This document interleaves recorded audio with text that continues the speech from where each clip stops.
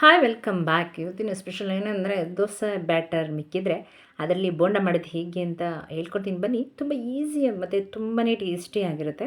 ಈ ರೀತಿ ಮಾಡಿರಲ್ಲ ಅಂತ ಅನಿಸುತ್ತೆ, ಒಮ್ಮೆ ಟ್ರೈ ಮಾಡಿ ನೋಡಿ. ಇಡ್ಲಿ ಹಿಟ್ಟಾಗಲಿ ದೋಸೆ ಹಿಟ್ಟಾಗಲಿ ಯಾವುದೇ ಮಿಕ್ಕಿದ್ರು ಈ ಥರ ಬೋಂಡನ ಮಾಡ್ಕೋಬೋದು. ಅದ್ರ ಜೊತೆ ನೀವು ಕೆಚಪ್ ಆದರೂ ಮಾಡ್ಕೋಬೋದು, ಚಟ್ನಿ ಆದರೂ ಮಾಡ್ಕೋಬೋದು, ಗ್ರೀನ್ ಚಟ್ನಿ ಆದರೂ ಮಾಡ್ಕೋಬೋದು. ನೋಡಿ ಎಷ್ಟು ಟೇಸ್ಟಿಯಾಗಿದೆ, ಎಷ್ಟು ಕಲರ್ಫುಲ್ ಆಗಿದೆ ಅಂತ ಹೇಳಿ. ಮತ್ತು ಈವ್ನಿಂಗ್ ಸ್ನ್ಯಾಕ್ಸ್ಗೆ ತುಂಬಾ ಚೆನ್ನಾಗಿರುತ್ತೆ. ಬನ್ನಿ ಹೇಗೆ ಮಾಡೋದು ಅಂತ ಹೇಳ್ಕೊಡ್ತೀನಿ. ಯಾರೆಲ್ಲ ನನ್ನ ಚಾನಲ್ ಹಾಗೆ ನೋಡ್ತೀರಾ ಪ್ಲೀಸ್ ಲೈಕ್ ಮಾಡಿ, ಸಬ್ಸ್ಕ್ರೈಬ್ ಮಾಡಿ, ಹಾಗೆ ಪಕ್ಕದಲ್ಲಿರೋ ಬೆಲ್ ಬಟನ್ ಒತ್ತೋದಂತೂ ಮರಿಬೇಡಿ. ಅದಕ್ಕೆ ನೋಡಿ ಮಿಕ್ಕಿರುವಂಥ ದೋಸೆ ಬ್ಯಾಟರನ್ನು ತಗೊಂಡಿದ್ದೀನಿ. ನಾನು ಹೇಳಿದ್ನಲ್ಲ ಇಡ್ಲಿ ಬ್ಯಾಟರಲ್ಲಿ ಕೂಡ ಮಾಡ್ಬೋದು. ನಂತರ ಅದಕ್ಕೆ ಏನೇನು ಇಂಗ್ರೀಡಿಯೆಂಟ್ಸ್ ಹಾಕ್ತೀನಿ ಅಂತ ಸ್ಕಿಪ್ ಮಾಡ್ದಂಗೆ ನೋಡ್ಕೊಳ್ಳಿ. ಇದಕ್ಕೆ ಒಂದು 1/4 ಸ್ಪೂನಷ್ಟು ಜೀರಿಗೆನ ಹಾಕ್ತಾಯಿದ್ದೀನಿ. ದೋಸೆ ಬ್ಯಾಟರ್ ಸ್ವಲ್ಪ ಇರೋದ್ರಿಂದ ನಾನು ಅಷ್ಟಕ್ಕೆ ಎಷ್ಟು ಬೇಕು ಅಷ್ಟು ಹಾಕ್ತೀನಿ. 1/4 ಸ್ಪೂನು.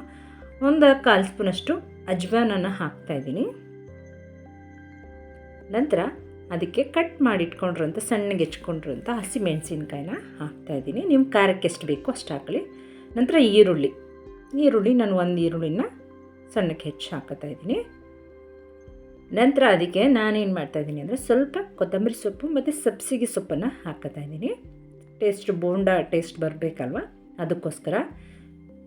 ನಂತರ ಒಂದು 2 ಸ್ಪೂನಷ್ಟು ಕಡಲೆ ಹಿಟ್ಟನ್ನು ಹಾಕೊಳ್ಳೋಣ. ದೋಸೆ ಹಿಟ್ಟು ಸ್ವಲ್ಪ ತೆಳು ಇದ್ದರೆ ಕಡಲೆ ಹಿಟ್ಟನ್ನು ಸ್ವಲ್ಪ ಜಾಸ್ತಿ ಹಾಕ್ಕೋಬೋದು. ನಂತರ ಚೆನ್ನಾಗಿ ಕೈಯಲ್ಲಿ ಮಿಕ್ಸ್ ಮಾಡ್ಕೊಂಬಿಡಿ.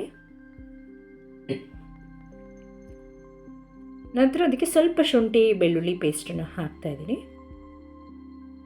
ಆ್ಯಕ್ಚುಲಿ ದೋಸೆ ಬ್ಯಾಟರ್ಗೆ ಉಪ್ಪು ಹಾಕಿರ್ತೀವಲ್ವ, ಬೇಕು ಅಂದರೆ ಉಪ್ಪು, ಬೇಕು ಅಂದರೆ ರಿಕ್ವೈರ್ಡ್ ಇದ್ದರೆ ಉಪ್ಪು ಹಾಕಲಿ. ನಂತರ ಸ್ಟವಲ್ಲಿ ಬಾಣಲಿ ಇಟ್ಟು ಅದಕ್ಕೆ ಎಣ್ಣೆನ ಕಾಯೋದಕ್ಕೆ ಬಿಟ್ಟಿದ್ದೀನಿ. ಸ್ವಲ್ಪ ಬಿಟ್ಟು ನೋಡಿ ಹಿಟ್ಟನ್ನು ಹಾಕಿ ನೋಡಿದ್ರೆ ಎಣ್ಣೆ ಕಾದಿದ್ರೆ ಈ ಥರ ಮೇಲೆ ಬರುತ್ತೆ. ಈಗ ಎಣ್ಣೆ ಕಾದಿದೆ ಅಂತೇಳಿ ಈಗ ನೋಡಿ ಬೋಂಡನ ಈ ಥರ ಇಡೋಣ. ನೀವು ಕಡಲೆ ಹಿಟ್ಟು ಬೋಂಡ ಎಲ್ಲ ತಿಂದಿರ್ತೀರ ಕಾಮನ್ನಾಗಿ. ಈ ಥರ ದೋಸೆ ಹಿಟ್ಟಿಗೆ ಈ ಥರ ಬೋಂಡ ಹಾಕಿ ಮಾಡ್ಕೊಳ್ಳಿ, ತುಂಬ ಚೆನ್ನಾಗಿರುತ್ತೆ.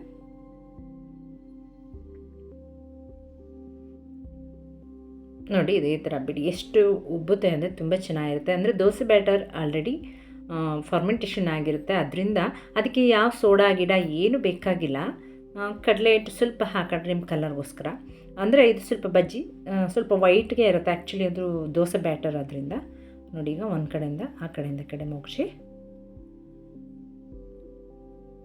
ಅದು ಎಣ್ಣೆ ಮೇಲೆ ಸ್ವಲ್ಪ ಗುಳ್ಳೆ ಬರೋದು ಕಡಿಮೆ ಆಗಿದ್ರೆ ಈಗ ಬೆಂದಿದೆ ಅಂತ ನೋಡಿ. ಅದಕ್ಕೆ ಬಜ್ಜಿಗಳನ್ನ ಬೋಂಡನ ತೆಗೀರಿ. ಈಗ ನೋಡಿ ಟಿಶ್ಯೂ ಪೇಪರ್ ಮೇಲೆ ಹಾಕ್ತೀನಿ. ಸ್ವಲ್ಪನೂ ಎಣ್ಣೆ ಕುಡಿದಿರಲ್ಲ, ತುಂಬ ಚೆನ್ನಾಗಿರುತ್ತೆ.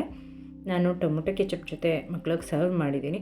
ನಾನು ಹೇಳಿದ್ನಲ್ಲ ಗ್ರೀನ್ ಚಟ್ನಿ ಮತ್ತು ಚಟ್ನಿ ಜೊತೆ ಯಾವ ಜೊತೆ ಆದರೂ ನೀವು ತಿನ್ಬೋದು, ತುಂಬ ಚೆನ್ನಾಗಿರುತ್ತೆ. ಹಾಗೆ ನೀವು ದೋಸೆ ಬ್ಯಾಟರ್ ಮಿಕ್ಕಿದ್ರೆ ಈ ಥರ ಬೋಂಡ ಮಾಡಿ ಹೇಗಿತ್ತು ಅಂತ ಕಮೆಂಟ್ ಮುಖಾಂತರ ತಿಳಿಸಿ. ಯಾರಿಗೆಲ್ಲ ಈ ಬೋಂಡ ವಿಡಿಯೋ ಇಷ್ಟ ಆಯಿತು ಪ್ಲೀಸ್ ಲೈಕ್ ಮಾಡಿ, ಶೇರ್ ಮಾಡಿ, ಕಮೆಂಟ್ ಮಾಡಿ, ಹಾಗೆ ಸಬ್ಸ್ಕ್ರೈಬ್ ಆಗೋದಂತೂ ಮರಿಬೇಡಿ. ಹಾಗೆ ಪ್ರತಿ ವಿಡಿಯೋಗೂ ಹೈಪ್ ಕೊಡೋದಂತೂ ಮರಿಬೇಡಿ. ಆ್ಯಂಡ್ ಈ ವಿಡಿಯೋ ನಿಮ್ಗೆ ಇಷ್ಟ ಆಯಿತು ಅಂದರೆ ಪ್ಲೀಸ್ ಸೂಪರ್ ಥ್ಯಾಂಕ್ಸ್ ಕೂಡ ಹೇಳ್ಬೋದು. Okay bye, thanks for watching.